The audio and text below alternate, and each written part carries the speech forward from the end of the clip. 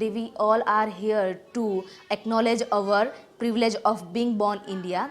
We all feel very happy and proud to be an Indian. Today we all are celebrating our 75th Independence Day of our country, India. Long back 1947, we got our independence.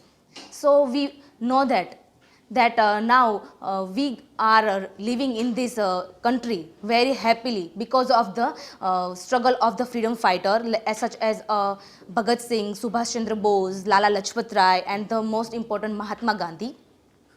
We know it is our important that we reminder and remember all of the each of them the freedom fighter. It is a very important on this day.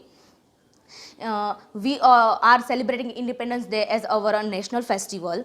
Independence Day is observed throughout the India with the flag hosting ceremony, parades, and lot of the cultural events. There is a big celebration each year in the New Delhi, and everyone knows that in New Delhi at a Rajpath area where the national flag hosting by the Prime Minister, and after that the national anthem is sung. A lot of the cultural events, the flower shadings, and also the Indian Defence Service conduct a parade on this day.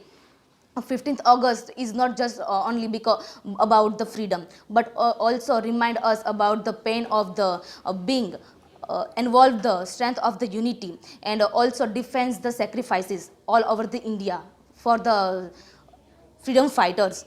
It is our responsibility and duty to proud of citizen of the our country to sincerely progress together for the growth of and also a development of our country. Last but not the least, the most important, I must say that we should take an oath with our motherland, touch with till our last breath. So once again and once more, wishing a very Independence Day to all of you.